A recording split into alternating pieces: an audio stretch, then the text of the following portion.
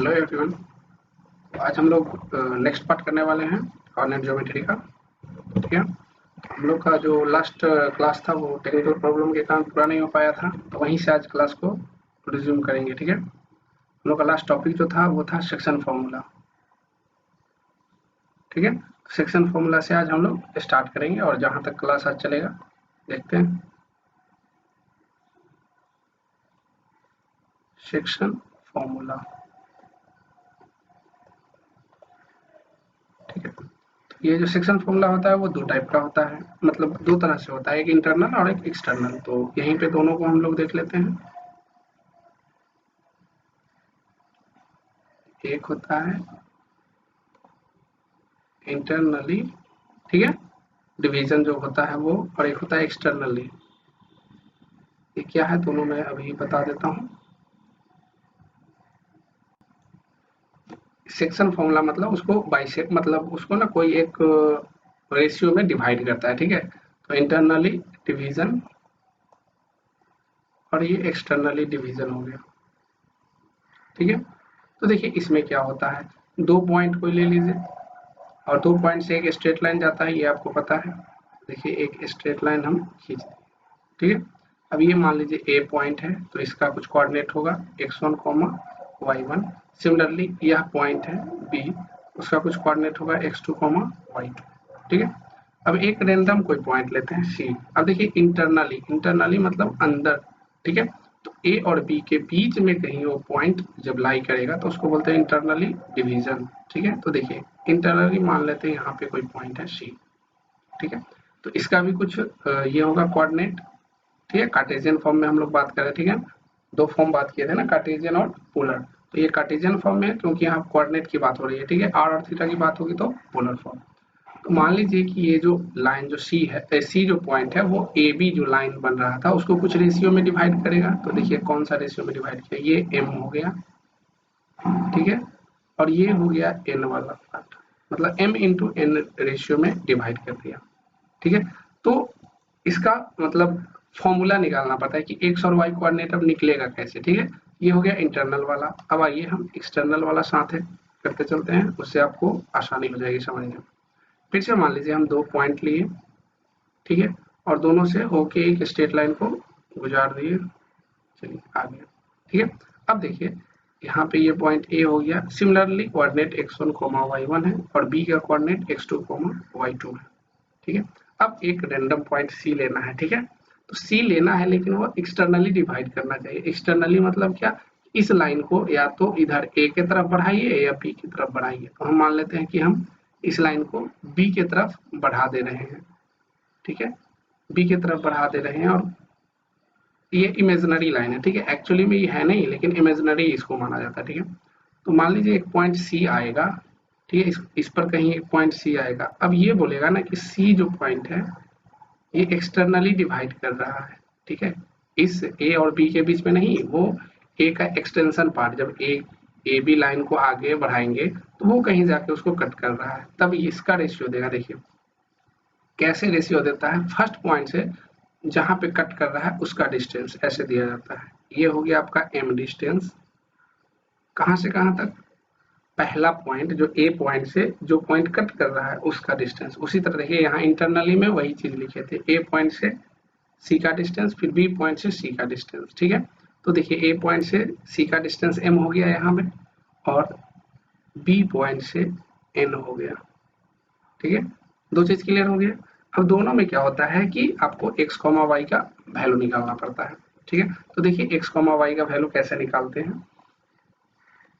देखिए x coordinate की बात हो रही है तो या x1 और x2 का इन्वॉल्वमेंट रहेगा, मतलब x1 और x2 इन्वॉल्व रहेगा, साथ साथ m और n का भी साझेदारी है। क्या है वो देखिए, x का जब वैल्यू लिखने जाएंगे तो x1 में, ठीक है, x1 और x2 में कुछ मल्टीप्लाई होगा। क्या मल्टीप्लाई होगा वो हमेशा याद रखिएगा, अपोजिट डिस्टेंस। मतलब देखिए यदि b पॉइंट ले रहे हैं ना, तो b पॉइंट का कोऑर्डिनेट ले रहे हैं तो डिस्टेंस a पॉइंट वाला से मल्टीप्लाई होगा। ठीक है, सिमिलरली यदि a पॉइंट का डिस्टेंस लेंगे तो b पॉइंट वाला के डिस्टेंस से मल्टीप्लाई होगा। a पॉइंट का कोऑर्डिनेट लेंगे तब b पॉइंट के डिस्टेंस से, मतलब पॉइंट एक वाला का और दूसरे अपोजिट साइड वाला का डिस्टेंस से मल्टीप्लाई करना है। ठीक है, तो यदि हम यहाँ पे लिख दे x2, तो इसमें हम मल्टीप्लाई किससे करेंगे, m से या n से, क्योंकि n देखिए n तो इसी के साइड है, मतलब b से c का डिस्टेंस n है, तो मैंने क्या बोला था, अपोजिट वाला, मतलब ये साइड, ये डिस्टेंस से मल्टीप्लाई होगा इसमें,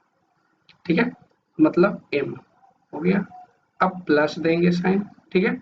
अब देखिए x1 x2 का काम खत्म हो गया, अब x1 के लिए चलते हैं। x1 में इसमें किससे मल्टीप्लाई करेंगे, तो दो डिस्टेंस है m और n, तो m तो इसी के साइड है, इसी पॉइंट का डिस्टेंस है ना c से, तो इससे नहीं मल्टीप्लाई करेंगे, किससे करेंगे, ये वाला डिस्टेंस, तो इससे हो जाएगा। देखिए अपोजिट हुआ ना, अपोजिट डिस्टेंस से होना n, और नीचे दोनों डिस्टेंस को ऐड कर दीजिए m प्लस n, ये हो गया x coordinate. Similarly y coordinate निकालते हैं हम लोग। y कोऑर्डिनेट में अब क्या होगा, y1 और y2 का इन्वॉल्वमेंट होगा, जैसे x कोऑर्डिनेट में x1 और x2 का हुआ था। तो देखिए यहाँ पे y2 लिखेंगे और डिस्टेंस अपोजिट वाला मतलब m, प्लस अब क्या लिखेंगे y1 और डिस्टेंस अपोजिट वाला n, और दोनों का सम m प्लस n, ठीक है, इतना समझ गया होंगे। चलिए अब हम एक्सटर्नल वाली बात करते हैं। एक्सटर्नल जो डिवीजन होगा इसमें क्या होता है, देखिए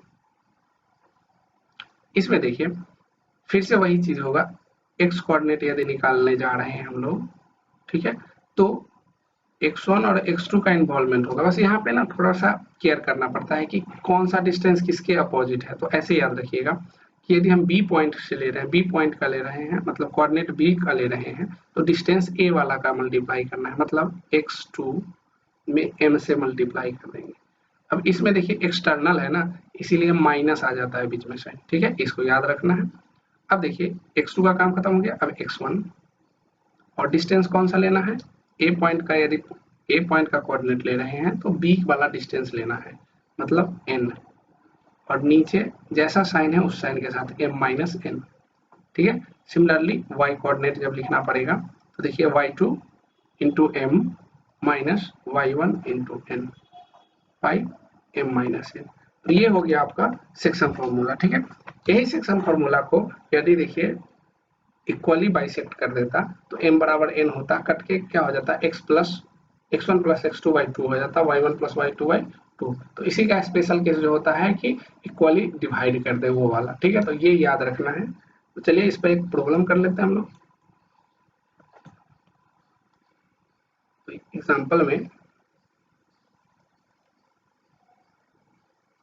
इफ a बराबर कोई भी पॉइंट हम मान लेते हैं 2,3 एंड b बराबर 4,7, ठीक है।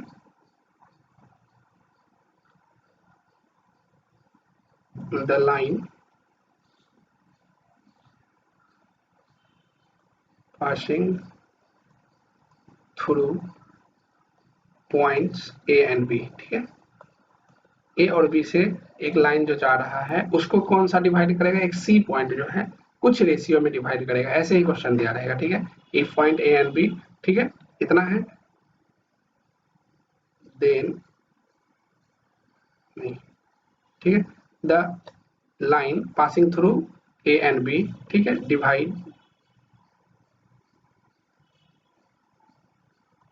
डिवाइडेड बाई रैंडम पॉइंट, कोई एक रैंडम पॉइंट है, ठीक है, सी, ठीक है, इसका कोऑर्डिनेट हम x, y मान लेते हैं, इन रेशियो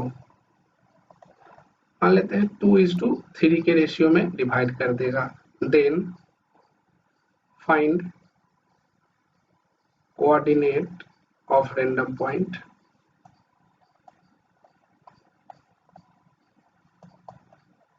रैंडम पॉइंट का कोऑर्डिनेट आपको बता देना है, ठीक है।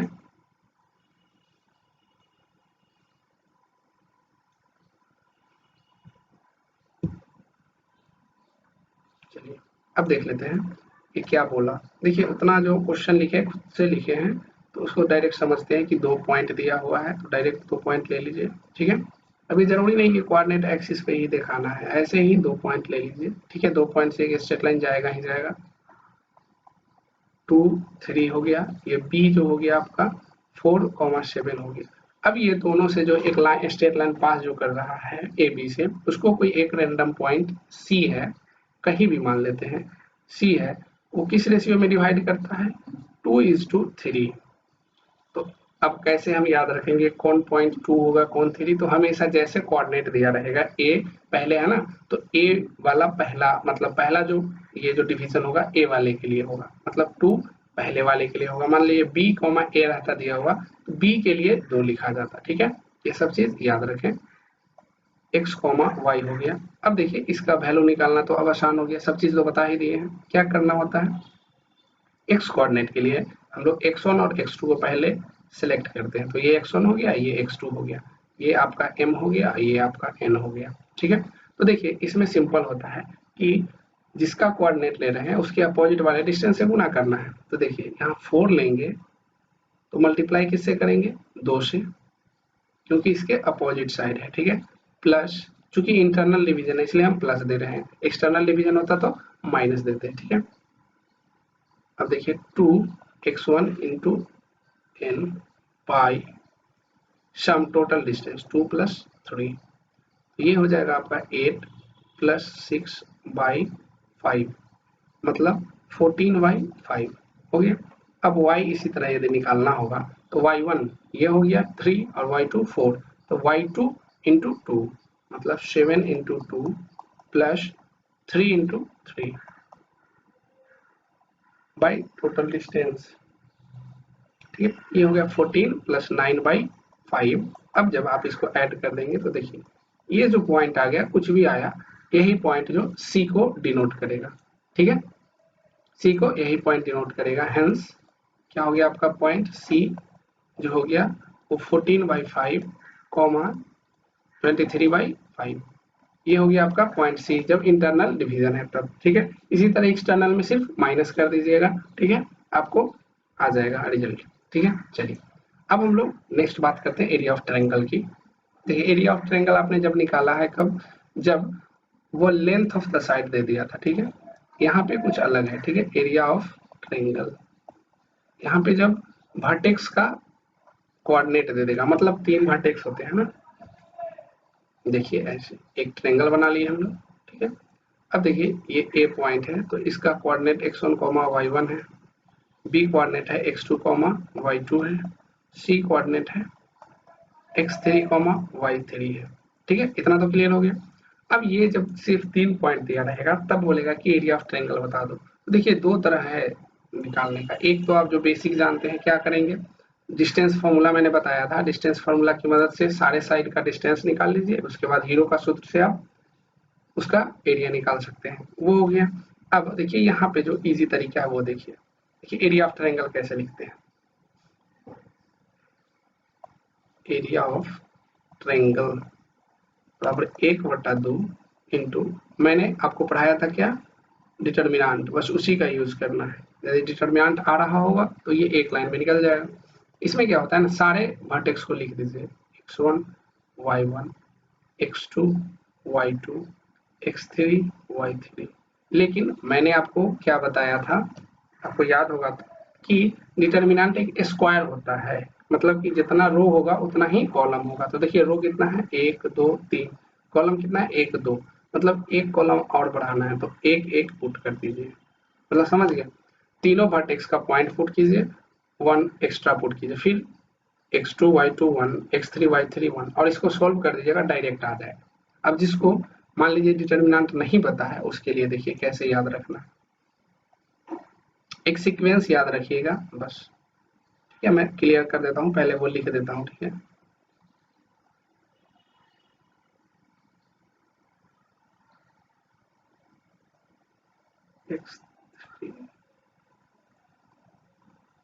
देखिए क्या सीक्वेंस है, मतलब मान लीजिए ट्रायंगल ही बनाते हैं, देखिए ये। ठीक है, सब वर्टेक्स का एक नाम दे दीजिए, ये 1 वर्टेक्स हो गया, ये 2 3, शीर्ष जिसकी बात कर रहे हैं। ठीक है, आपको ना क्लॉकवाइज जैसे घड़ी चलता है उस तरह मूव करना है। ठीक है, क्लॉकवाइज। इससे क्या फायदा होगा, देखिए यदि एक कहीं लिखा हुआ है तो उसके बाद 2 आएगा फिर 3 आएगा, मतलब समझ रहे हैं। अब देखिए यहाँ पे विजुलाइज कीजिए, देखिए यहाँ पे सिर्फ, यहाँ देखिए सब स्क्रिप्ट का देखिएगा, यहाँ पे जो लिखा हुआ है नीचे, यहाँ पे 1 लिखा हुआ है, फिर यहाँ पे 2 लिखा हुआ है, फिर 3 लिखा हुआ है ना। यहाँ पे देखिए 2 लिखा हुआ है, 3 लिखा हुआ है और 1 लिखा हुआ है, फिर यहाँ पे देखिए 3 लिखा हुआ है, 1 और 2। तो यहाँ पे देखिए इससे फॉलो कर रहा है कि नहीं, 1 के बाद 2 आ रहा है, फिर 2 के बाद 3 आ रहा है। सिमिलरली यदि 2 से स्टार्ट हुआ है तो 2 के बाद 1 नहीं आगे 3 आएगा, फिर 1 आएगा, ठीक है। तो ये एक सर्किल बना रहा है, मतलब एक क्लॉकवाइज रोटेशन चल रहा है। अब आपको ये इसमें एक चीज बस याद रखना है कि कहाँ x लेना है, x का कोऑर्डिनेट लेना है, कहाँ y का, ठीक है। तो कोई भी पॉइंट जैसे हम लिखते हैं तो आपको क्या x, y देते हैं। पहला जो स्थान होता है वो x का होता है और दूसरा होता है y का। बस इतना ही याद है तो आप ट्रायंगल आराम से एरिया, मतलब ट्रायंगल का एरिया निकाल सकते हैं। तो देखिए यहाँ पे जो हो गया 1/2, ये तो याद रहेगा। अब देखिए पहला स्थान किसका देना है, तो मैंने बोला कोई भी पॉइंट का फर्स्ट स्थान x का होता है, तो x हो गया। अब x में 3x है, 3 वर्टेक्स है ना, तो x1 से स्टार्ट करेंगे और बाकी जो बचा स्थान वो y का है, लेकिन y सिंगल नहीं आएगा, वो डबल में आएगा, मतलब अगला 2 का जो माइनस होके आएगा वो, ठीक है। सिमिलरली प्लस अब x2, x1 का काम खत्म हो गया, फिर x2, x2 के बाद क्या, 2 के बाद 3 और फिर 1, ठीक है। पहला स्थान x का हो गया, दूसरा स्थान y का, तो y वाला जो पार्ट है वो घट के आएगा, ठीक है। समझ रहे हैं कि y3 माइनस y1, ठीक है। इसी तरह ये वाला, तो ऐसे करके आप एरिया ऑफ ट्रायंगल निकाल सकते हैं, ठीक है। अब देखिए मान लेते हैं हम कि कोई एक पॉइंट ले लेते हैं, 3 पॉइंट, अब उससे हम बोलते हैं कि एरिया निकाल के बताइए, ठीक है। इजी वाला लेते हैं ताकि आपको भी समझ में आ जाए कैसे। देखिए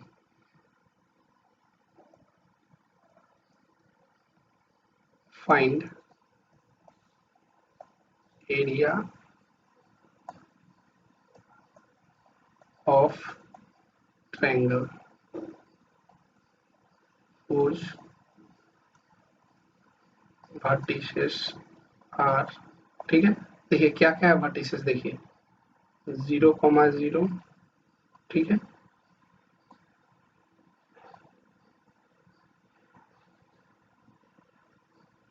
ठीक, उसके बाद है 4,0 और उसके बाद है 0,3, ठीक है। ये आसान वाला लिए हैं ताकि आपको दो तरह से इसको सोल्व करके बताया जा सके, ठीक है। तो देखिए इसका एरिया ऑफ ट्रायंगल निकालना है, ठीक है। तो आपको अब ये नहीं देखना है कि किस टाइप का ट्रायंगल है ये, ठीक है, राइट एंगल है या मतलब इक्विलेटरल ट्रायंगल है, बस एक ट्रायंगल खींच लेना है, सारे पॉइंट को लिख देना है। पहला पॉइंट मान लीजिए ये 0,0 हो गया, ये दूसरा पॉइंट मान लीजिए 4,0 हो गया, ठीक है, तीसरा पॉइंट मान लीजिए 0,3 हो गया, ठीक है। अब बस इतना के बाद आपको एक ही लाइन याद रखना है, क्या, रोटेशन। क्या, 1 से स्टार्ट करेंगे, फिर 2 आएगा, उसके बाद 3 आएगा, फिर एक राउंड खत्म हुआ, फिर 2 से स्टार्ट करेंगे तो 2 के बाद 3 आएगा, फिर 1 आएगा, फिर देखिए दूसरा राउंड खत्म हो गया, फिर 3 से स्टार्ट करेंगे, 3 के बाद 1 आएगा, फिर 2 आएगा। कैसे मैंने बताया था, एक ट्रायंगल बना के, बस देखिए डायरेक्ट ऐसे बनाते हैं, एरिया ऑफ ट्रायंगल 1/2 हो गया, ठीक है। मैंने क्या फॉर्मूला लिखाया था, मैंने ये फॉर्मूला लिखाया था कि जो भी कोऑर्डिनेट है इसको पहले लिख दीजिए कोऑर्डिनेट्स को, ये x1, y1 हो गया, ये x2, y2 हो गया, ठीक है, और ये x3, y3 आ गया। अब मान लीजिए आप एरिया ऑफ ट्रायंगल निकालें, वो नेगेटिव आ गया तो उसको आप नेग्लेक्ट करके सिर्फ पॉजिटिव वैल्यू लेना है, क्योंकि एरिया नेगेटिव नहीं हो सकता। तो देखिए यहाँ पे फॉर्मूला क्या था, पहला स्थान x का, ठीक है, तो x1 ले लिए। अब देखिए दूसरा स्थान जो होगा y का ही होगा, ठीक है। तो उसके लिए मैंने क्या बोला था कि 1 के बाद 2 और 3 आएगा, तो मतलब y2 माइनस y3 खत्म। अब दूसरा देखिए x1 का काम खत्म हो गया, अब x2 के लिए बात करते हैं। x2, अब 2 के बाद क्या आएगा, 3 और उसके बाद 1, ठीक है। सिमिलरली x3 के बाद y1 माइनस y2, ठीक है। अब यहाँ पे वैल्यू पुट कीजिए, आपका आंसर रेडी है। x1 क्या है, 0 है, ठीक है। यहाँ पे देखिए स्क्रीन को और छोटा करते हैं, x1 0 हो गया, ठीक है। आप किसी को कुछ भी मान सकते हैं, जरूरी नहीं कि हमेशा ये x1 है, किसी को आप कुछ भी मान सकते हैं। आंसर में बस ज्यादा से ज्यादा ये आ सकता है कि माइनस आ जाएगा, तो उसको मॉड ले लेना है, ठीक है। एरिया नेगेटिव नहीं हो सकता। y2 0 और y3 कितना आ गया, -3 प्लस x2, देखिए x1 ये है, x2 ये है, 4 इंटू y3 ये है 3 माइनस y1 0 है, प्लस x3 क्या है बताइए, x3 ये वाला हो गया 0 इंटू y1 0 माइनस y2 फिर से 0। अब इसको सोल्व कर दीजिए। देखिए फर्स्ट वाला तो 0 हो जाएगा, फिर सेकेंड वाला देखिए क्या होगा, 3 माइनस 0 3 और इंटू 4 12 हो गया प्लस 0।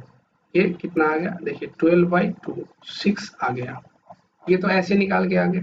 ठीक है, अब एक्चुअली में अब देखिएगा जो मैंने दिया है उसको यदि कोऑर्डिनेट एक्सिस पे दिखाइएगा तो ऐसा आएगा। देखिए ये हो गया आपका, ठीक है, पहला पॉइंट 0,0 पे है, दूसरा पॉइंट देखिए कहाँ पे दिया हुआ है 4,0 पे है, 4,0 एक्स एक्सिस पे आएगा ना, ठीक है। एंड तीसरा पॉइंट है 3,0 0,3 पे। तो देखिए ये ए पॉइंट हो गया, ये बी पॉइंट हो गया और ये सी पॉइंट हो गया। जब आप इससे एक ट्रेंगल बनाएंगे तीनों को मिला के, देखिएगा कि एक राइट एंगल ट्रेंगल फॉर्म हो गया। ठीक है, मतलब एक कोण ये 90 डिग्री का हो गया। अब देखिए इसका एरिया निकालना आसान है। एरिया ऑफ ट्रेंगल ABC क्या होता है, 1/2 इंटू आधार इंटू ऊंचाई, ये हो गया। ठीक है, अब देखिए यहाँ पे आधार क्या है, तो आधार ये वाला पार्ट हो गया। ये मान लीजिए ये थीटा होगा तो उसके नीचे वाला ये आधार हो गया। ये डिस्टेंस कितना है 4 और ये डिस्टेंस कितना है 3। तो देखिए 1/2 इंटू 4 इंटू 3 कितना आ गया 12/2 कट के 6 आ गया। मतलब या तो वैसे निकालिए या तो ऐसे निकालिए, बात बराबर है। लेकिन मैं बोलूंगा कि कोऑर्डिनेट अभी पढ़ रहे हैं तो आप पॉइंट के बेसिस पे निकालें। ठीक है, तो ये कंप्लीट हो गया। अब हम बात करते हैं ऑरिजिन शिफ्टिंग की।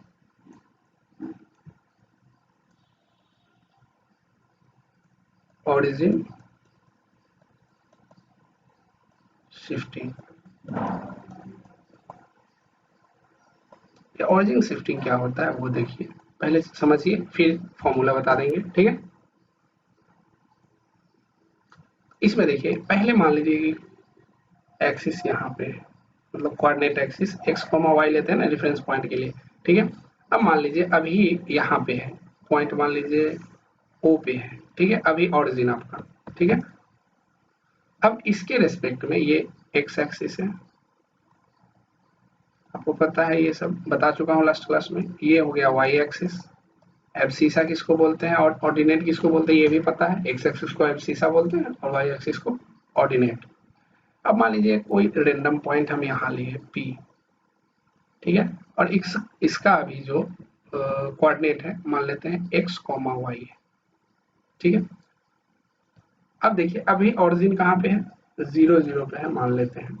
ठीक है, अब आपने क्या किया, इसको शिफ्ट करा दिया। शिफ्ट कैसे कराया, इसको उठाया और x में कुछ गए y में कुछ गए, मतलब देखिए अब ऑरिजिन आपका यहाँ पे आ गया।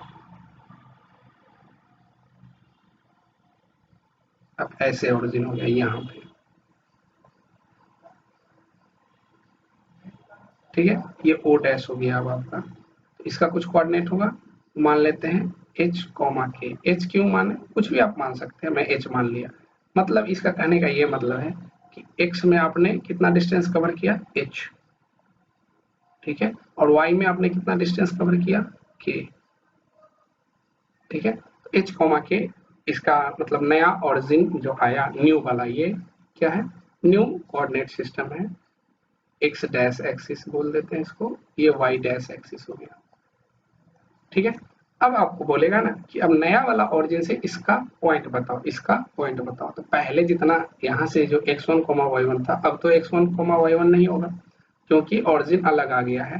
तो अब इसका जो न्यू पॉइंट होगा ना उसको हम मान लेते हैं, देखिए p डैश मान लेते हैं, p dash capital X, capital Y होगा। अब इसी का वैल्यू बस पूछ देगा कि इसका नया मान क्या होगा। तो अब बताइए, इसको जब एग्जाम्पल से समझेंगे तो बहुत इजी है, लेकिन पहले ऐसे समझते हैं फिर एग्जाम्पल देखेंगे। ठीक है, देखिए पहले 0 0 पे था, अब x एक्सिस में x डिस्टेंस चल दिए।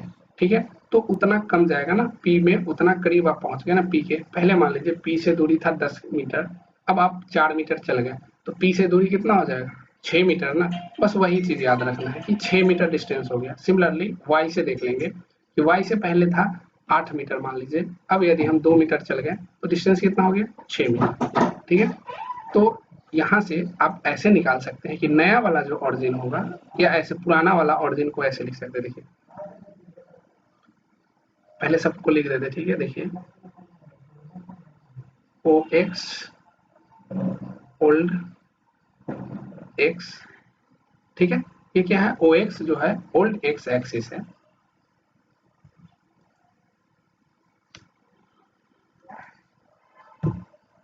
ओ एक्स जो है ओल्ड एक्स एक्सिस है, और ओ वाई जो है ओल्ड वाई एक्सिस है। अब ओ एक्स डैश मान लीजिए न्यू एक्स एक्सिस है, ठीक है, और वाई डैश जो है न्यू वाई एक्सिस है। इतना समझ गए होंगे, तब आगे बढ़ते हैं। ठीक है, अब देखिए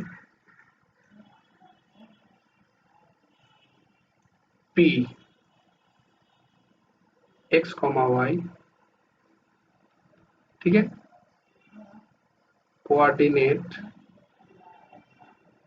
ठीक है, फ्रॉम ओल्ड एक्सिस, ठीक है। ओल्ड एक्सिस से इसका पॉइंट था। अब पी डैश जो पॉइंट हो गया वो capital X comma capital Y, coordinate from new axis.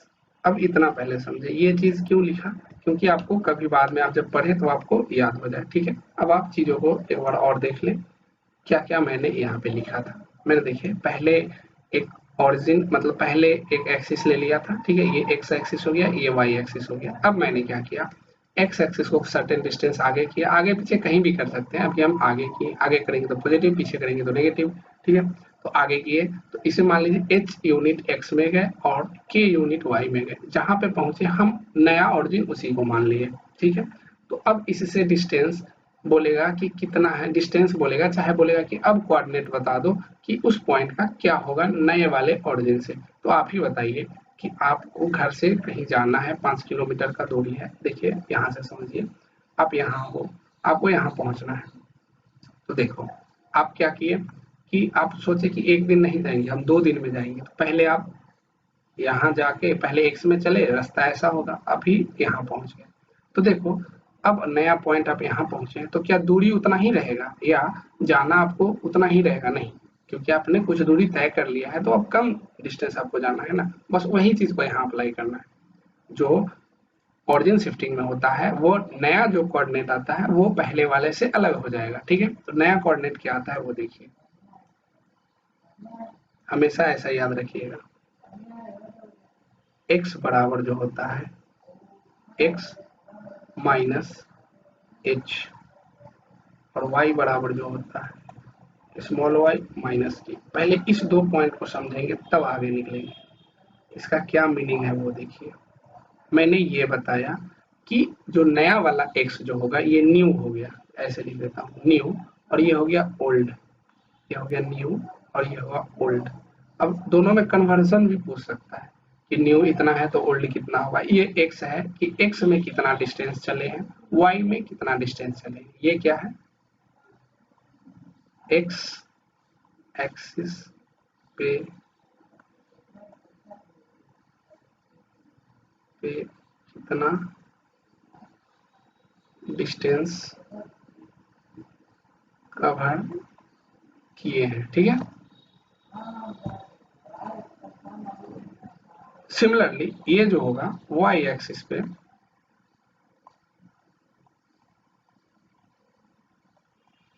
कितना डिस्टेंस कवर, ठीक है, किए हैं। समझ में आ गया होगा, ठीक है। तो बहुत ही इजी है ये चीज को समझना ऑरिजिन शिफ्टिंग के लिए, ठीक है। तो अब हम देखिए एक क्वेश्चन की मदद से करते हैं, ठीक है। इफ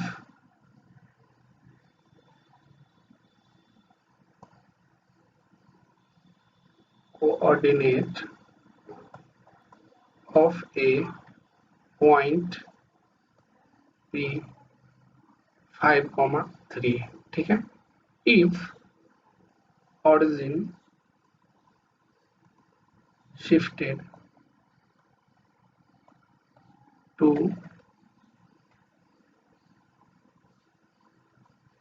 न्यू पॉइंट, Q मान लेते हैं, ठीक है। कितना है वो -2,4। Then find new coordinate of point P। अब P का आपका ना नया कोऑर्डिनेट बताना है, ठीक है। हमने क्या लिखा, ये देखिए,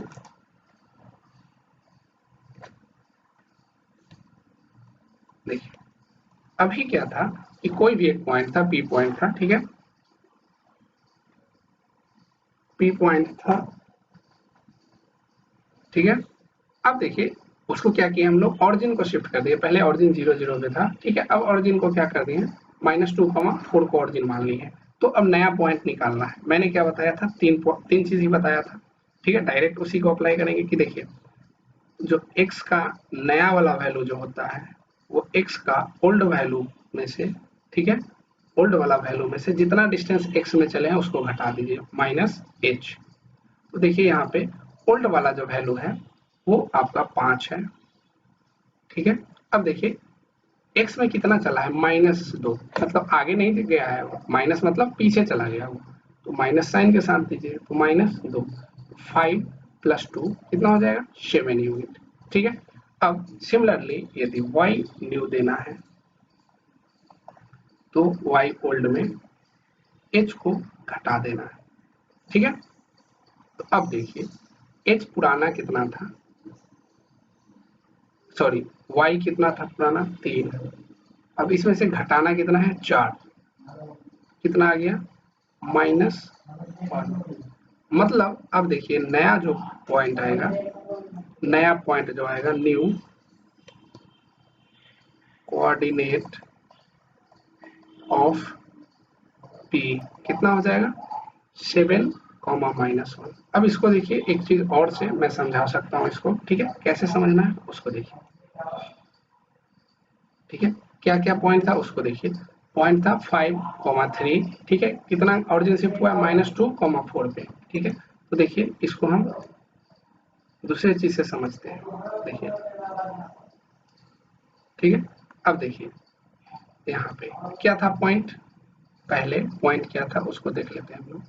पहले पॉइंट ये था, x पे 5 था, क्या था x पे, x पे 5 था और y पे 3 था, ठीक है। तो ये वाला पॉइंट था ना, पहले ये पॉइंट था, ठीक है। कितना था ये, 5,3, ठीक है। 5,3 पॉइंट था। ऑरिजिन पहले क्या था, यहाँ पे था ऑरिजिन 0,0, ठीक है।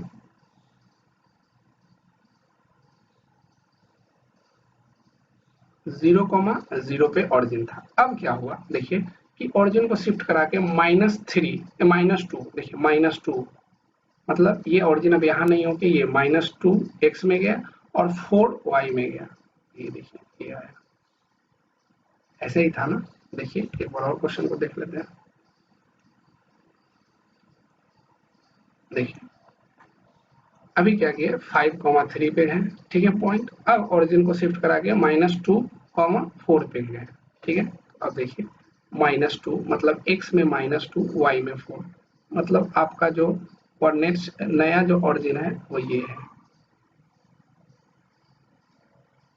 ये वाला जो है आपका O डैश है, ऑरिजिन नया ऑरिजिन है। इसको क्या लिखते हैं, -2,4, ठीक है। अब यहाँ से इसका डिस्टेंस देखो, आप अब खुद निकाल सकते हो। तो देखो x में हमको P तक पहुंचने के लिए कितना जाना पड़ेगा, तो ये देखो यहाँ से ये 2 यूनिट यहाँ से प्लस 5 यूनिट 30, 5 तो पहले वाला जाएगा ही, 2 और 5 7 यूनिट हो गया। अब y में देखो कितना जाना पड़ेगा, y में ऊपर नहीं जाना है, नीचे जाना है। तो नीचे कितना जाना है, 4 से 3, मतलब 1 यूनिट नीचे, यहीं पे देख लो 1 यूनिट नीचे। तो -1 हुआ कि नहीं, नया पॉइंट से 7 डिस्टेंस आगे और 1 नीचे जाएंगे तो वही पॉइंट तक पहुंच जाएंगे, P पॉइंट तक, ठीक है। समझ में आ गया, बस यही चीज को मैं समझाना चाहता था। अब आपको कभी दिक्कत नहीं होगी। वही चीज आया ना, देखिए x में 7 यूनिट चले और y में -1 यूनिट चले। यहाँ पे देखिए आप चाहे तो और अच्छे से मैं समझा सकता हूँ। मैं वहाँ कोऑर्डिनेट एक्सिस था अपने पास, इसीलिए मैं वहाँ चला गया था। देखिए x और y ये हो गया, ठीक है। अभी जो है यहाँ पे आपका x में 5 और 3, मतलब आपका पॉइंट जो है यहाँ P पे है, 5,3 पे, ठीक है। ये 1 2 3 4 5, ये हो गया 1 2 एंड 3, ठीक है। अब क्या हुआ, ओरिजिन को शिफ्ट किए हैं -2 पीछे गए, तो -2 मतलब -1 और ये हो गया -2, ठीक है। x में इतना और y में कितना गया है 4, तो देखिए 1 2 3 और ये हो गया 4, ठीक है। तो ये दोनों को मैंने क्या बोला था कि ये दोनों को जब बढ़ाएंगे तो एक इंटरसेक्शन पॉइंट आएगा, वही आपका रिक्वायर्ड पॉइंट होता है। तो ये जो आएगा Q, ये Q वाला पॉइंट यही हो गया -2,4। अब आपको ना यहाँ से डिस्टेंस बता देना है P पॉइंट का। तो देखिए P पॉइंट तक जाने के लिए कौन सा रास्ता आप ले सकते हैं। आप यहाँ से चलना स्टार्ट करें तो ये डिस्टेंस 2 यूनिट हो जाएगा और प्लस आगे 5 तक गए। यहाँ जाने के बाद आप नीचे गए तो देखिए डिस्टेंस। अब ऐसा नहीं कि यहाँ से डायरेक्ट ऐसे चलना है, स्ट्रेट लाइन में आपको चलना है, ठीक है। सीधा सीधा x एक्सिस y एक्सिस के अलॉन्ग। तो ये डिस्टेंस टोटल 7 हो गया और ये जब नीचे आए तो -1 हो गया। तो यही तो कोऑर्डिनेट बताए थे, ठीक है। क्या बताए थे 1, -7, -1, ठीक है। चलिए अब हम लोग नेक्स्ट बात करते हैं।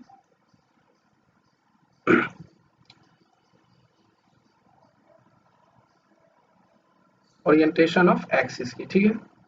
तो अब नेक्स्ट बात करते हैं रोटेशन या ओरिएंटेशन ऑफ एक्सिस की। रोटेशन ऑफ एक्सिस, ठीक है। एक्सिस का रोटेशन अब कराते हैं। अभी तो हम लोग क्या किए थे, शिफ्टिंग कराए थे, अब हम लोग रोटेशन कराएंगे एक्सिस का, ठीक है। तो देखिए इसमें क्या होता है, पहले मान लीजिए ये है आपका, ये हुआ x एक्सिस, ठीक है, और ये हो गया आपका y एक्सिस।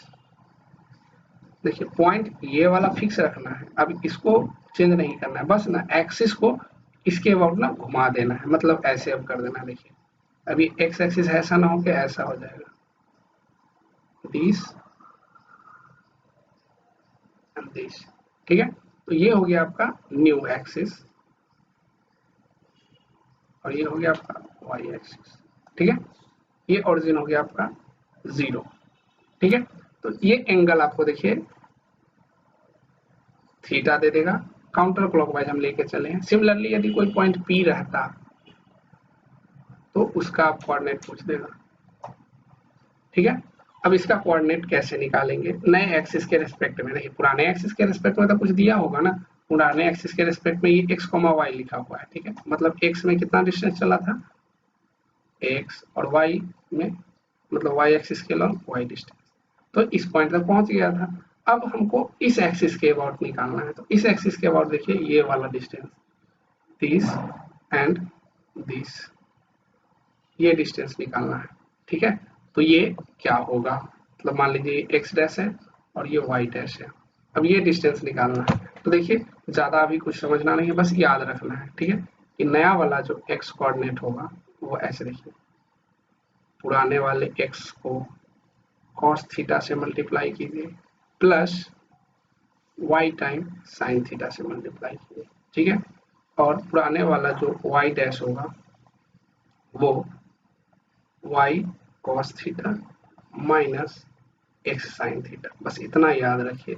विथ आपको कि एंगल क्या लेना है, क्योंकि देखिए एंगल अपोजिट लेंगे तो साइन चेंज हो जाएगा। मतलब देखिए ये हो गया रोटेशन, जब होगा ओरिएंटेशन या रोटेशन अबाउट ओरिजिन, एक्सिस को रोटेट कर दिया तब नया वाला जो पॉइंट आएगा, ठीक है, इतना आएगा, ठीक है। थीटा जो यहाँ लिए हम लोग एंटी क्लॉकवाइज पॉजिटिव लिए, क्या लिए हैं, मतलब घड़ी के उल्टी दिशा में जो चल रहे हैं तब पॉजिटिव लिए हैं, तब ये फॉर्मूला आया है, ठीक है। एंटी क्लॉकवाइज पॉजिटिव, ठीक है। बस इतना ही याद रखना है, बाकी आपको सब चीज याद रहेगा। क्या करना है, x cos theta plus y sin theta, ठीक है। सिमिलरली दूसरा में y cos theta minus x sin theta, ठीक है। ये ऑरिजिन का रोटेशन, मतलब ये एक्सिस का रोटेशन है, ठीक है। अब देखिए इस पे एक क्वेश्चन बना लेते हैं। मान लीजिए ज्यादा लिखेंगे नहीं, बस शॉर्ट में, ठीक है। एक पी कोई पॉइंट है, मान लेते हैं 6,8 पे है, ठीक है।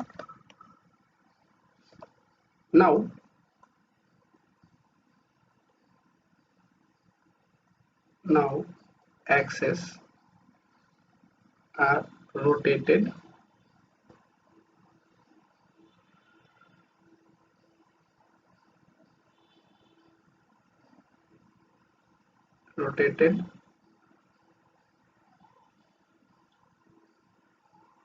by 30 degree in counter clockwise. देखिए एंटी क्लॉकवाइज को ऐसे लिखते हैं, counter clockwise direction. Then find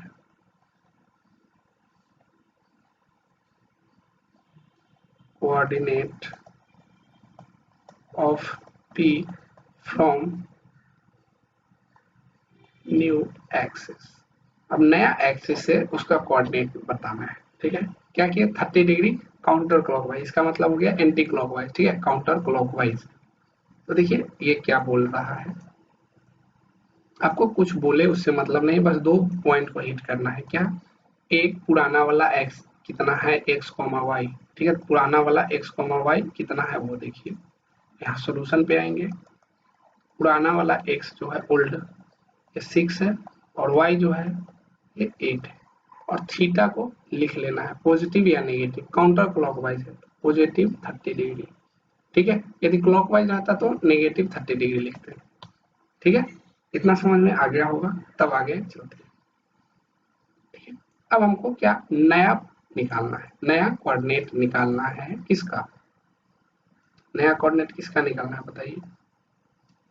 नया कोऑर्डिनेट निकालना है कि जब ये 30 डिग्री रोटेट हो जाएगा, ठीक है। अब देखिए ये पॉइंट जो था अभी ऐसे था, यहाँ पे दोनों चीज देख लेते हैं। ऐसे था, मान लीजिए x में 6 और ये 8, मान लीजिए यहाँ पॉइंट रहा होगा 6,8।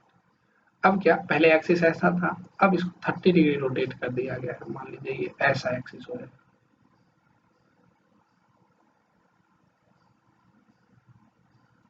ये एंगल 30 डिग्री, ये भी एंगल 30 डिग्री होगा, ठीक है।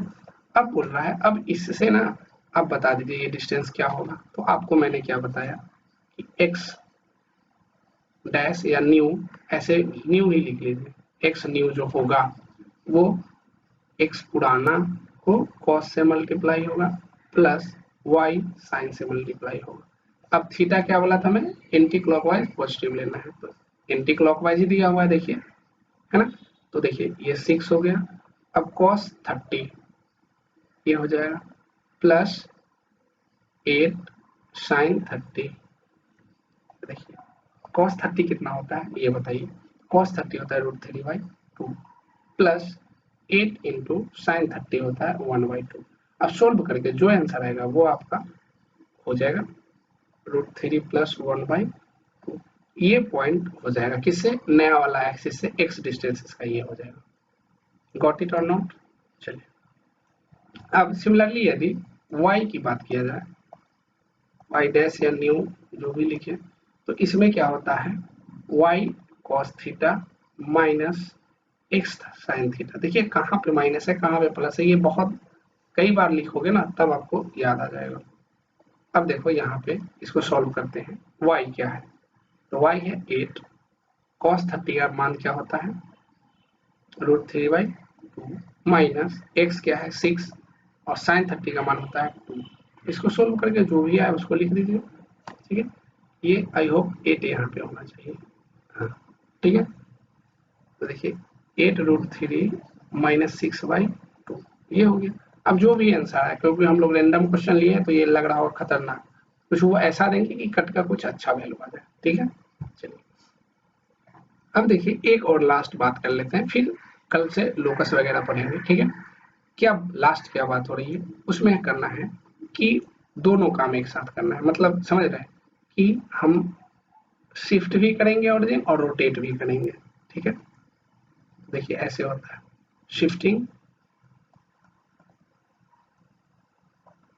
of origin and rotation of axis। अब ये दोनों एक बार आपको अप्लाई करना है। तो देखिए आपको क्या करना है, पहले आप देखिए अब दोनों चीज, अब ये दो क्वेश्चन को एक क्वेश्चन बनेगा, मतलब समझ रहे हैं। पहले आप शिफ्ट कराइए, इसको बनाने का नियम सीख लीजिए, ठीक है। देखिए नोट में पहले, ठीक है, ऑरिजिन शिफ्ट करा के, ठीक है, न्यू कोऑर्डिनेट निकाले। पहले ऑरिजिन शिफ्ट करा के नया कोऑर्डिनेट निकाले, उसके बाद ना रोटेशन करा दे, जो पॉइंट आएगा उसको रोटेट करा दे। ये पहला पॉइंट हो गया, ठीक। तब एक्सेस को रोटेट, ठीक है, करा दे। ऐसे ही फॉलो करना है, ठीक है। पहले शिफ्ट कराएंगे फिर रोटेट करा देंगे। Got it? चलिए इतना हो गया। तो कल से हम लोग लोकस पढ़ेंगे, ठीक है, और straight line, equation of straight line पढ़ेंगे। तो मैंने जो जो चीज पढ़ाया है उसको अच्छे से देख लीजिएगा, ठीक है। जिसमें सेक्शन फॉर्मूला सबसे इंपॉर्टेंट चीज है, उसके बाद एरिया ऑफ ट्रायंगल बताया और ये ऑरिजिन शिफ्टिंग वगैरह जो भी बताया, ठीक है। तो यहीं तक आज क्लास रखते हैं, ठीक है। चलिए bye bye and thank you.